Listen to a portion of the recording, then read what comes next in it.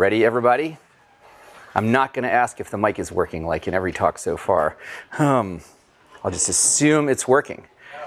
No, fuck! All right, well, make it work, somebody. It works. All right. This is like some kind of class tradition. All right. I wrote out my talk, and afterwards, in a couple days, I will turn it from a talk into an essay and put it online, so you don't have to take notes. Just listen. All right. So, one of the advantages of having kids is that when you have to give advice to people, you can ask yourself, what would I tell my own kids? And actually, you find this really focuses you.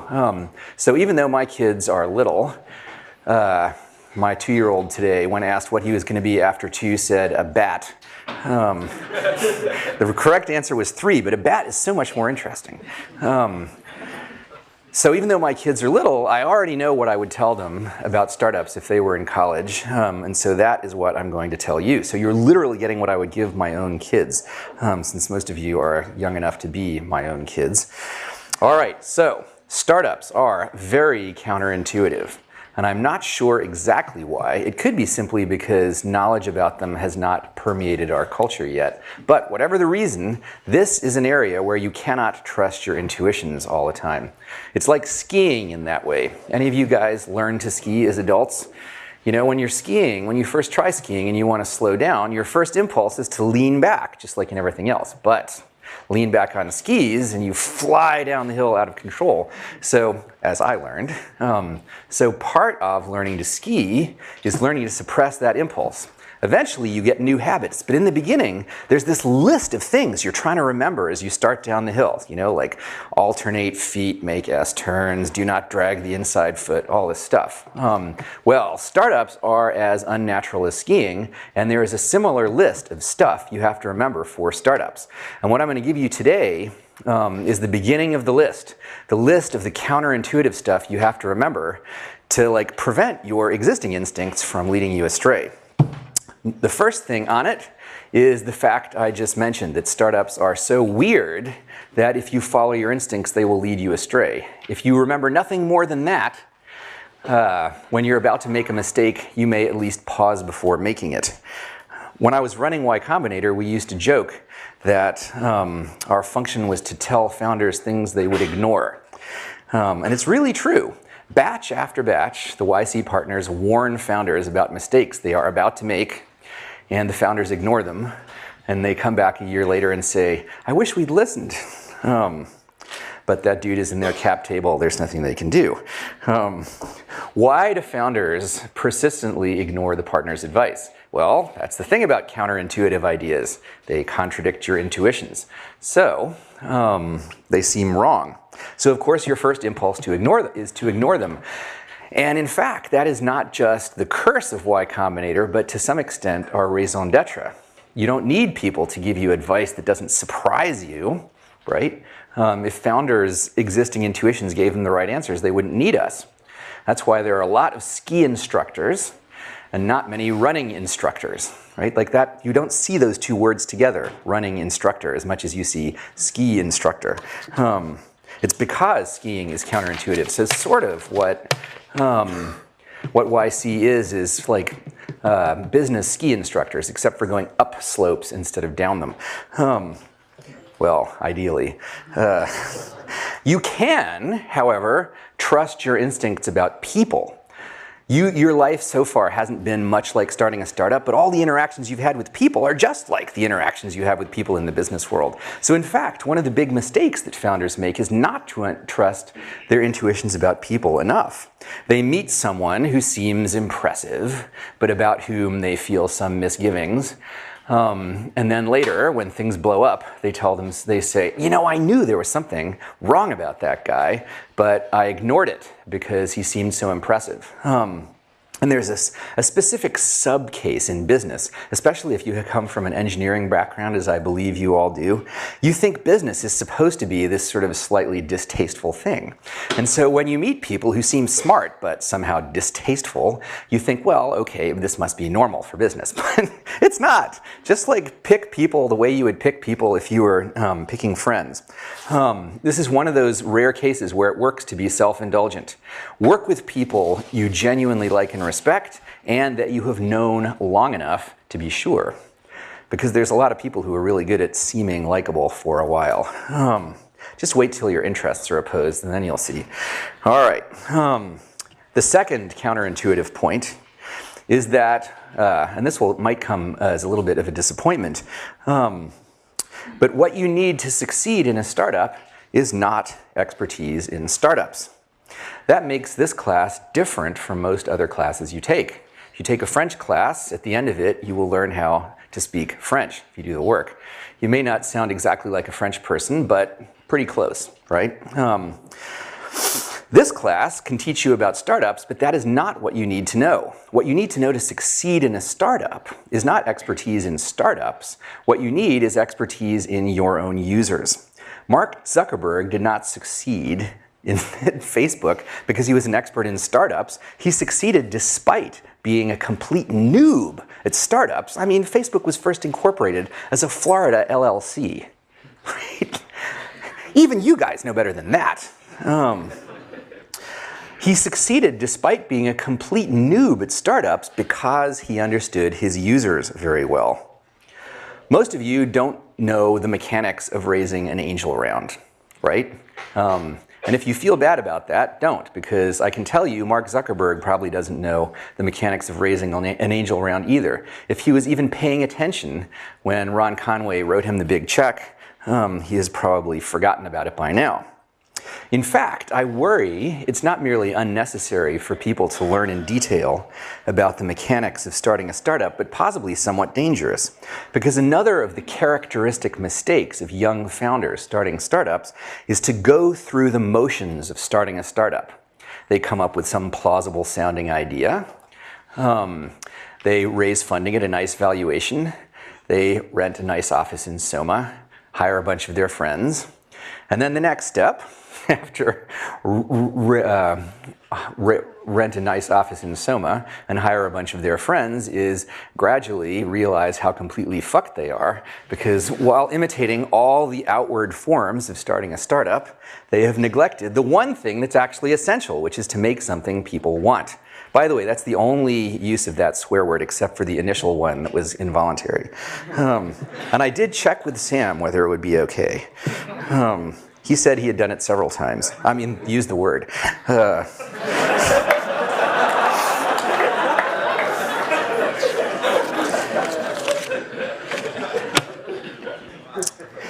We saw this happen so often. No, I mean people going through the motions of starting a startup. That we made up a name for it, playing house. Eventually, I realized why it was happening. The reason young founders go through the motions of starting a startup is because that is what they have been trained to do for their whole lives up to this point. Think about what it takes to get into college. Extracurricular activities. Check. Right?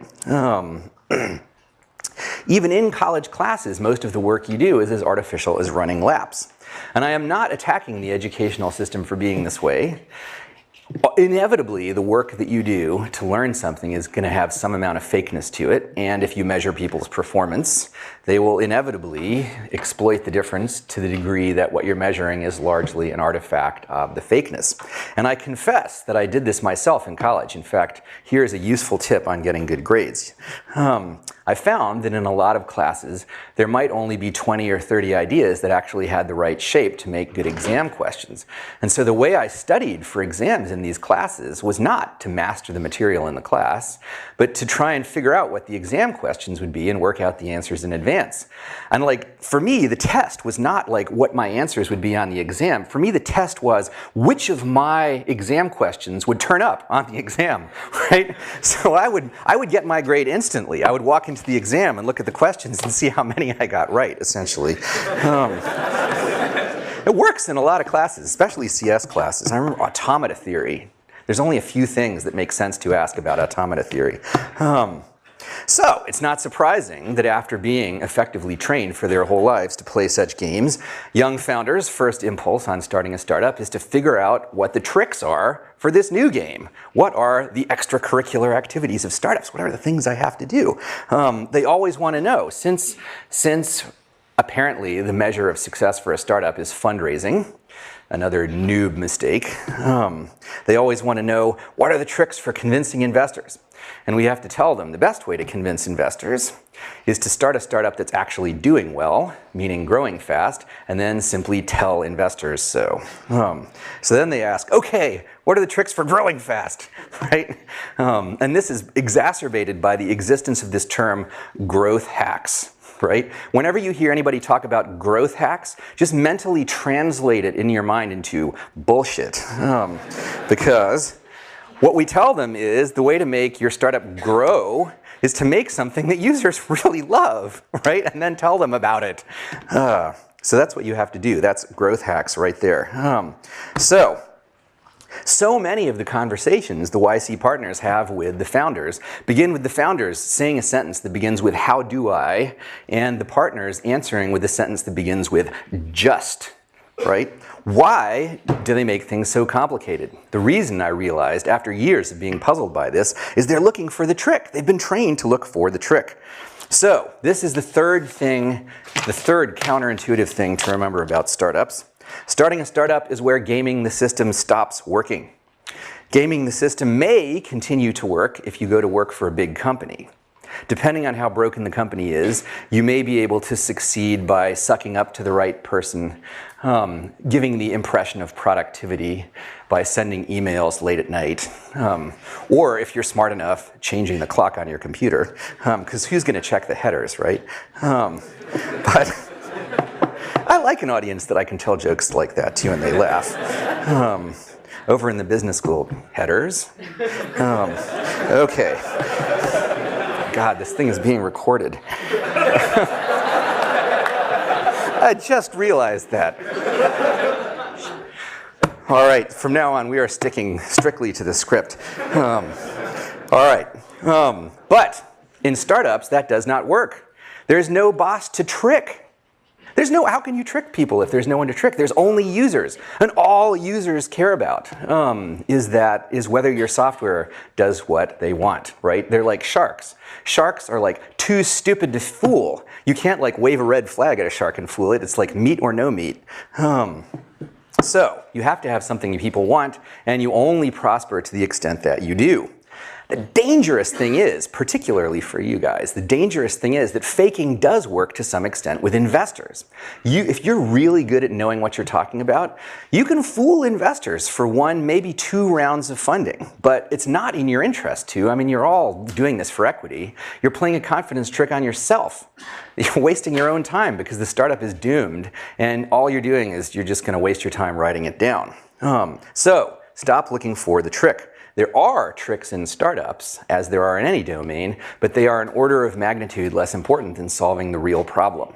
Someone who knows 0 about fundraising but has made something users really love will have an easier time raising money than someone who knows every trick in the book but has a flat usage graph.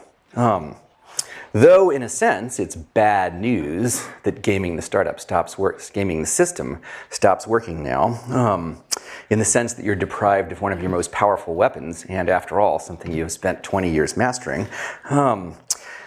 It is something I find it very exciting that there even exist parts of the world where gaming the system is not how you win. I would have been really excited in college if I had explicitly realized that there are parts of the world where gaming the system matters less than others, and some where it hardly matters at all. But there are, and this is one of the most important things to think about when you're planning your future. Got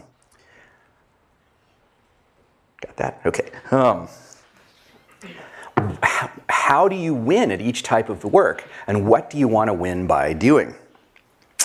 So, that brings us to our 4th counterintuitive point. Startups are all-consuming. If you start a startup, it will take over your life to a degree that you cannot imagine. And if it succeeds, it will take over your life for a long time, for several years at the very least, maybe a decade, maybe the rest of your working life. So there's a real opportunity cost here. It may seem to you that Larry Page has an enviable life, but there are parts of it that are definitely unenviable. The way the world looks to him is that he started running as fast as he could at age 25, and he has not stopped to catch his breath since.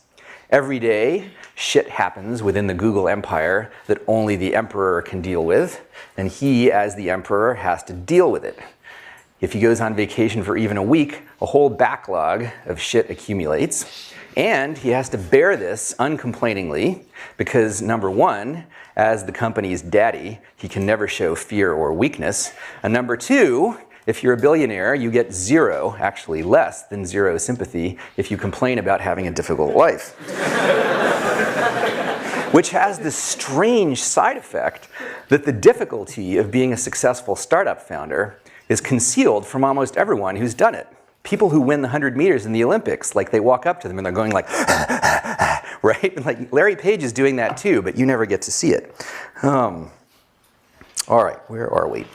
Y Combinator has now funded several companies that could be called big successes. And in every single case, the founders say the same thing. It never gets any easier. The nature of the problems change. So you may be worrying about more glamorous problems like construction delays in your new London offices rather than the broken air conditioner in your studio apartment. But the total volume of worry never decreases. If anything, it increases. Starting a successful startup is similar to having kids in that it's like a button you press that changes your life irrevocably. And while it is, like, honestly the best thing in the world, having kids, if you take away one thing from this lecture, remember that. There are a lot of things that are easier to do before you have kids than after.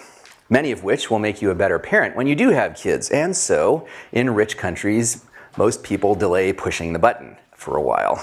And I'm sure you are all intimately familiar with that procedure. Yet, when it comes to starting startups, a lot of people seem to think they're supposed to start them in college. Are you crazy? And what are the universities thinking? They go out of their way to ensure that their students are well supplied with contraceptives, and yet they're starting up entrepreneurship programs and startup incubators left and right. To be fair, the universities have their hand forced here. A lot of incoming students are interested in startups. Universities are at least de facto supposed to prepare you for your career. And so if you're interested in startups, it seems like universities are supposed to teach you about startups. And if they don't, maybe they lose applicants to universities who do claim to do that. So, can universities teach you about startups? Well, if not, what are we doing here? Yes and no. As I explained, they can teach you about startups, but this is not what you need to know. Essentially, if you want to learn French, universities can teach you linguistics. That's what this is. This is a linguistics class, right? We're teaching you about how to learn languages, and what you need to know is like how to learn a particular language. What you need to know are the needs of your own users. And you can't learn those until you actually start the company. And starting a company, which means that starting a startup is something and you can intrinsically only learn by doing it. And you can't do that in college for the reason I just explained, that startups take over your entire life. If you start a startup in college, if you start up a startup as a student, you can't start a startup as a student because if you start a startup, you're not a student anymore. You may be nominally a student, but you won't even be that for much longer. So, given this dichotomy, which of the two paths should you take? Be a real student and not start a startup, or start a real startup and not be a student? Well, I can answer that one for you. I'm talking to my own kids here. Do not start a startup in college. I hope I'm not disappointing anyone. Seriously, honestly. Starting a startup could be a component of a good life for a lot of ambitious people, but this is just part of a much bigger problem that you're trying to solve: how to have a good life, right? And though starting a startup could be a good thing to do at some point, 20 is not the optimal time to do it. There are things that you can't. There are things you can do in your early 20s that you cannot do as well before or after, like plunge deeply into projects on a whim that seem like they'll have no payoff, or travel super cheaply with no sense of a deadline. In fact, those are really just isomorphic shapes in different domains. For unambitious people, this sort of thing can be the dreaded failure to launch. But for the ambitious ones, it's a really valuable sort of exploration. And if you start a startup at 20 and you're sufficiently successful, you will never get to do it. Mark Zuckerberg will never get to bum around a foreign country. If he goes to a foreign country, it's either as a de facto state visit or like he's hiding out incognito at the George Cinq in Paris, right? But he's never going to get to just like backpack around Thailand, if that's still what people do. Do people still backpack around Thailand? Okay. Well, it's there. That's the first real sign of enthusiasm I've seen from this audience. Should have given this talk in Thailand. All right. He can do things that you can't do, like charter jets to fly him to foreign countries, really big jets. But success has taken a lot of the serendipity out of his life.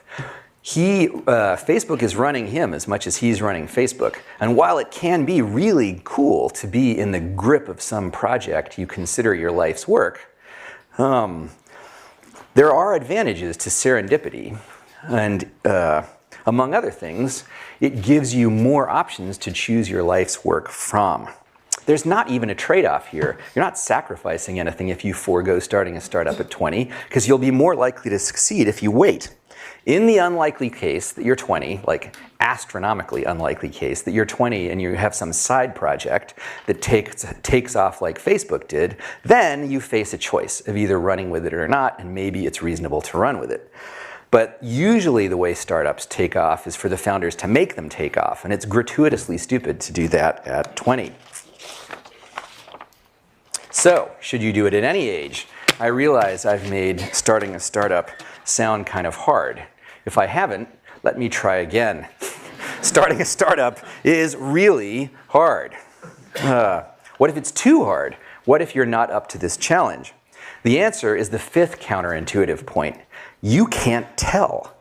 Your life so far has given you some idea what your prospects might be if you wanted to become a mathematician or a professional football player. And boy, it's not every audience you could say that to. But unless you have had a very strange life indeed, you have not done much that's like starting a startup. Meaning, starting a startup will change you a lot if it works out. So what you're trying to estimate is not just what you are, but what you could become, and who can do that? Well, not me. For the last 9 years, it was my job to try and guess whether people would guess. I wrote predict in here and it came out as guess. That's a very informative Freudian slip. Seriously, it's easy to tell how smart people are in 10 minutes. Hit a few tennis balls over the net, and do they hit them back at you or into the net? But the hard part was, and the most important part, was predicting how tough and ambitious they would become. There may be no one at this point who has more experience than me at doing this, and I can tell you how much an expert can know about that. The answer is not much. I learned from experience to keep a completely open mind about which startup in each batch, which startups would turn out to be the stars.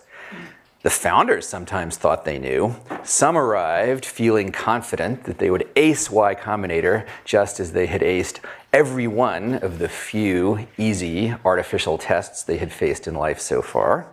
Others arrived wondering what mistake had caused them to be admitted and hoping that no one would discover it. But there is little to no correlation between these attitudes and how things turn out. I've read the same is true in the military, that the swaggering recruits are no more likely to turn out to be really tough than the quiet ones, and probably for the same reason, that the tests are so different from the tests in people's previous lives.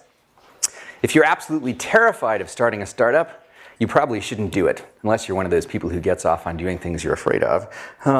Otherwise, if you're merely unsure of whether you're going to be able to do it, the only way to find out is to try. Just not now. So, if you want to start up one day, if you want to start a startup one day, what do you do now in college? There are only two things you need initially: an idea and co-founders.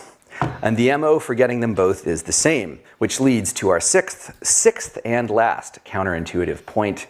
The way to get startup ideas is not to try to think of startup ideas. I've written a whole essay on this, and I'm not going to repeat the whole thing here. But the short version is that if you make a conscious effort to try and think of startup ideas, you will think of ideas that are not only bad, but bad and plausible sounding, meaning you and everybody else will be fooled by them and you'll waste a lot of time before realizing they're no good. The way to come up with good startup ideas is to take a step back. Instead of trying to make a conscious effort to think of startup ideas, turn your brain into the type that has startup ideas unconsciously. In fact, so unconsciously that you don't even realize at first that they're startup ideas. This is not only possible. Yahoo, Google, Facebook, and Apple all got started this way. None of these companies were even supposed to be companies at first. They were all just side projects. The very best ideas almost have to start as side projects because they're always such outliers that your conscious mind would reject them as ideas for companies. Okay? So how do you turn your mind into the kind that has startup ideas unconsciously? 1, learn a lot about things that matter.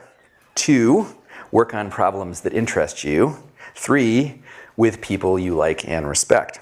That third part, incidentally, is how you get co-founders at the same time as the idea.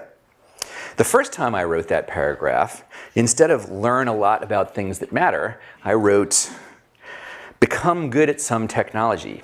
But that prescription, though sufficient, is too narrow. What was special about Brian Chesky and Joe Gebbia from Airbnb was not that they were experts in technology. They went to art school. They were experts in design, and perhaps even more importantly, they were really good at organizing people and getting projects done. So you don't have to work on technology per se, so long as you work on things that stretch you. What kind of things are those? Now that is very hard to answer in the general case.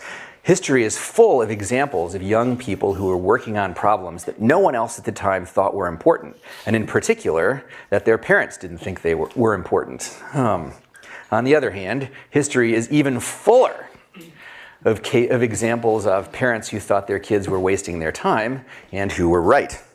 So, how do you know if you're working on real stuff? I mean, when Twitch TV switched from being Justin.tv to Twitch TV and they were going to broadcast people playing video games, I was like, what? But it turned out to be a good business. Well, I know how I know real problems are interesting, and I'm self-indulgent. I'm always interested in working on interesting things, even if no one else cares about them, and I find it very hard to make myself work on boring things, even if they're supposed to be important. My life is full of case after case where I worked on things just because I was interested and they turned out to be useful later in some worldly way.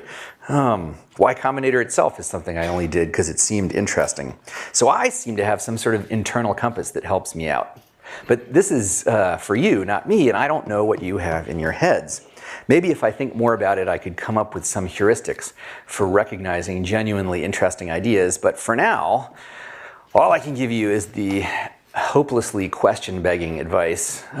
Incidentally, this is the actual meaning of the phrase, begging the question. The hopelessly question-begging advice that if you're interested in genuinely interesting problems, gratifying your interest energetically is the best way to prepare yourself for a startup. And for that matter, probably the best way to live.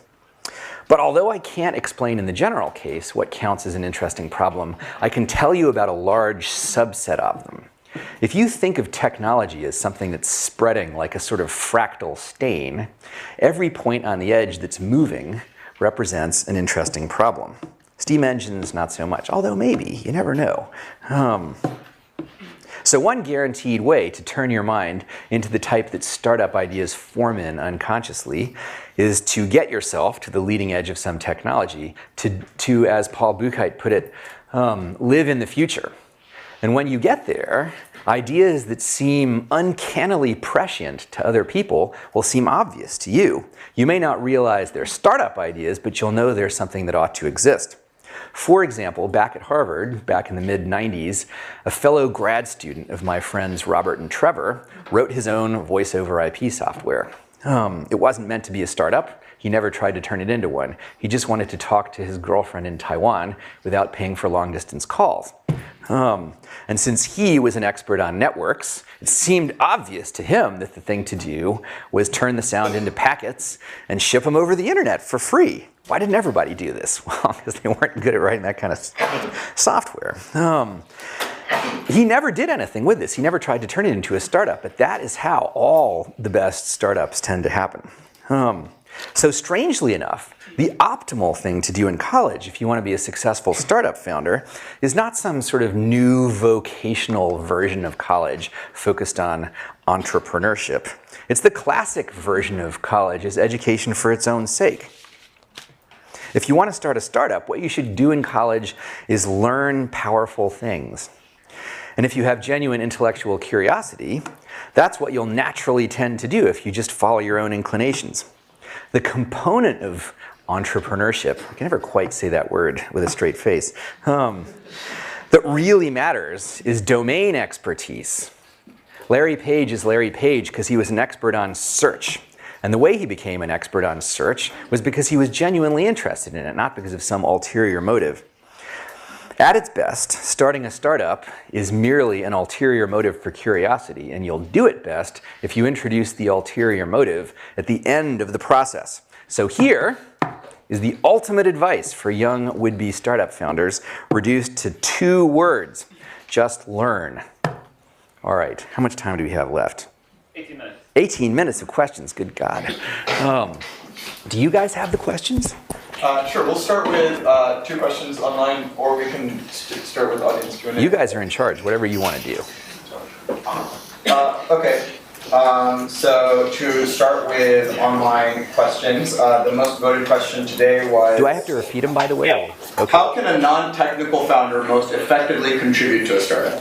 How can a non-technical founder most effectively contribute to a startup? Well, if the startup is working in some domain, if it's not a pure technology startup, but is working in some very specific domain, like if it's Uber, right? And the non-technical founder was an expert in the limo business, then actually the non-technical founder are probably doing most of the work, recruiting drivers and doing whatever else Uber has to do, right? And the technical founder would be just writing the iPhone app, which is probably less, well, iPhone and Android app, which is less than half of it. If it's a purely technology startup, the non-technical founder does sales and brings coffee and cheeseburgers to the programmer. Okay, next. Oh, audience. Okay, audience. Yes. Do you see any value in business school for people who want to pursue entrepreneurship? Do I see any value in? Or if so, what value? I guess. I'm hoping it's Well, we probably won't have to get to the second question, which I suppose is the answer to your first question. Okay, so the question is there any value in business school if you're interested in entrepreneurship, and if so, what? So basically no. I mean, it sounds undiplomatic, but the point, what business school was designed for is to teach people management, right? And management is a problem that you only have in a startup if you're sufficiently successful. So really, what you need to know early on to make a startup successful is developing products. You'd be better off going to design school if you want to go to some sort of school. Although, frankly, the way to learn how to do it is just to do it. You know, one of the things I got wrong early on is that I advised people who were interested in starting a startup to go work for some other company for a few years before starting their own. But honestly, the best way to learn how to start a startup is just to try and start it. You may not be successful, but you'll learn faster if you just do it. So, not really. Business schools are trying really hard to do this, but honestly, like, they were designed to train the officer corps of large companies, right? which is what business seemed to be back when it was a choice of either the officer core of large companies or Joe's shoe store. And then there was this new thing, Apple, which started out as small as Joe's shoe store and then like turns into this giant mega company. But they weren't designed for that world. And like, they're good at what they're good at. They should just do that and screw this whole entrepreneurship thing just because it's cool. Yes? You said management is a problem that you have only when you're successful. Yeah. So what about those first 2 or 3 people as a founder that you're trying to manage? Okay, so management is a problem only if you're successful. What about those first 2 or 3 people? Well, ideally, you're successful before you even hire 2 or 3 people, right? Didn't you say, Sam, that Airbnb took 5 months to hire their first employee? So ideally, you don't have even 2 or 3 people for quite a while. When you do, you can sort of, the first hires in a startup are almost like founders. They should be motivated by the same things. They can't be people you have to like manage, right? This is like that. This is not like The Office or something like that. These have to be your peers, really. You shouldn't have to manage them much. So is it just a big no-no, like if someone has to be managed, no way that they can be on the founding team? Well, never say never. I should repeat all these questions. So if someone has to manage, no way they should be on the founding team. In the case where you're doing something where you need some sort of super advanced technical thing, and there's some boffin, if you know that word, who knows this thing and nothing else in the world, including like how to wipe his mouth, then it may be to your advantage to hire said boffin and wipe his mouth for him. But as a general rule, you want people who are sort of self-motivated early on. They should be just like founders. Yes, questions? In the far back. Do you think we're currently in a bubble? Do I think we're currently in a bubble? Okay, so I'll give you 2 answers to this question. One, ask me questions that are useful to this audience, because these people are here to learn how to start startups, and I have in my head like more data about that than anybody else. And you're asking me the kind of questions a reporter does because they can't think of anything interesting to ask. But I will answer your question. There is a difference between prices merely being high and a bubble. A bubble is a very specific form of prices being high, where people knowingly pay high prices for something in the hope that they will be able to unload it later on some greater fool, right? And that's what happened in the late 90s. Like, VCs knowingly invested in bullshit startups, thinking that they would be able to take those things public and unload them on the retail investors before everything blew up. And I was there. I was there for that, at the epicenter of it all. And that is not what's happening today. Prices are high, valuations are high, but valuations being high does not mean a bubble. Every commodity has prices that go up and down in some sort of sine wave. Definitely prices are high. And so we tell people, if you raise money, don't think the next time you raise money it's going to be so easy. Who knows? Maybe between now and then the Chinese economy will have exploded and there's another giant disastrous recession. Who knows? Assume the worst. But bubble? No. Yes? I'm noticing a trend among young people and successful entrepreneurs where they don't want to start one more great company, they want to start like 20. And so you're starting to see the rise of these labs attempts where they're going to try to launch a bunch of stuff. I don't know of a really stellar example yet, but do you mean like IDEO? Like no, like Idea Lab, like Garrett Camp's new one. There's North. Yeah. Oh yeah. Okay, so there's this new thing where people start labs that are supposed to spin off startups. It might work. That's how Twitter started. In fact, I meant Idea Lab, not IDEO. That was another Freudian slip, because Twitter was not Twitter at first. Twitter was this side project at a company called IDEO that was supposed to be in the podcasting business. And you're like, podcasting business? Do those words even grammatically fit together? The answer turned out to be no, as Evan discovered. But like as a side project, they spun off Twitter, and boy, was that a dog wagging tail. So people are starting these things that are supposed to spin off startups. Will it work? Quite possibly if the right people do it. You can't do it yet, though, because you have to do it with your own money. Yes, far back. Hi, thanks so much. I hate to step into sort of a gendered pitfall, but what advice do you have for female co-founders as they're pursuing funding? Female co-founders when you're pursuing funding. Well, it probably is true that women have a harder time raising money, right? I've noticed this empirically, and Jessica is just about to publish a bunch of interviews with female founders, and a lot of them said that they thought they had a harder time raising money too. So, you remember I said like the way to raise money, make your startup actually do well? Well, that's just especially true in that case. If you miss the ideal target from the VC's point of view in any respect, the way to solve that problem is make the startup do really well.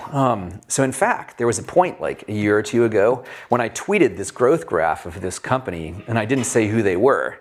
But I knew it would start people asking. And it was actually a female-founded startup that was having trouble raising money, but their growth graph was stupendous. And so I tweeted it, knowing that like all these VCs would start asking me, who is that, right? And like growth graphs have no gender, right? So if they see the growth graph first, let them fall in love with that, right?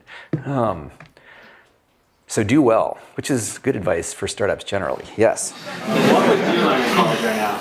What? What would you learn in college right now? What would I learn in college? Literary theory? No, just kidding. Let's see. Well, you know, honestly, I think I might try and study physics. That's the thing I feel like I missed. For some reason, like, I was all excited. When I was a kid, computers were the thing. Maybe they still are, right? So I sort of got very excited about writing code. And you could do things with, you could write real programs in your bedroom. You can't like build real linear accelerators. Well, maybe you can. So maybe physics. I feel kind of, I notice I sort of look longingly at physics. So maybe. But I don't know if that's, what am I saying? I was about to say, I don't know if that's going to be helpful starting a startup. And I've just told you to follow your own curiosity. So who cares if it's helpful? It'll turn out to be helpful. Questions? Another question online. What are your recurring systems in your work and personal life that make you efficient? Ah, boy. Okay, so what are my recurring systems in my work and personal life that make me efficient?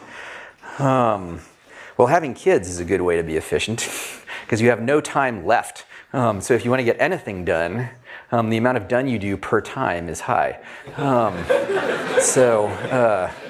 Actually, many parents, many startup founders who have kids have made that point explicitly. It causes you to focus because you have no choice. Let's see, but that's not, I wouldn't actually recommend having kids just to make you more focused. Let's see. You know, I don't think I'm very efficient. I have two ways of getting work done. One is like during Y Combinator, the way I worked on Y Combinator is I was forced to, right? Like there was I had to set the application deadline, and then people would apply, and then there would be all these applications that I had to respond to by a certain time, so I had to read them, and I knew if I read them badly, we would get bad startups, so I tried really hard to read them well, right? And so I set up this situation that forced me to work. The other kind of work I do is like writing essays. And I do that involuntarily. I'm like walking down the street and the essay starts writing itself in my head. And so really, I either force myself to work on less exciting things, or I can't help working on exciting things. And I don't have any useful techniques for making myself efficient. Sorry. If you work on things you like, you don't have to force yourself to be efficient. Yes? It's a good time to turn a side project into a real startup. When is a good time to turn a side project into a startup? You will know, right? What will be the sign? You have the fundraising ready. It starts, okay, so the question is, when do you turn a side project into a real startup? You will know that it's becoming a real startup when it takes over an alarming percentage of your life. Right? Like when you find, like, my God, I've just spent all day working on this thing that's supposed to be a side project. I'm going to fail all my classes. What am I going to do? Right? Then maybe it's turning into a startup. Yes. Wait, I already answered your question. I should let somebody else ask, but I may get back to you. Yes. So I know you talked a lot earlier about you'll know when your startup is doing extremely well, but I feel like in a lot of cases, there's just a bit of a gray line where it's like, you have some users, but maybe not. It's explosive growth, chart isn't up and to the right. What would you do, or what would you recommend doing in those situations, considering you're allocating time and resources? How do you balance and okay, when a startup is sort of growing but not much, didn't you tell them they were supposed to read Do Things That Don't Scale? Yeah. You, sir, have not done the readings, and you are busted, therefore, because I wrote a whole essay in answer to that question, and that is it. Do things that don't scale. So just go read that, because I can't remember everything I said, but it's about exactly that problem. Yes, back there. What kind of startup should not go through incubation, in your opinion? What kind of, do you mean like, incubation LOYC? No, yeah, YC or five. What kind of startup should not go through YC? Definitely any that will fail. Or if you'll succeed, but you're an intolerable person, that also Sam would probably sooner do without.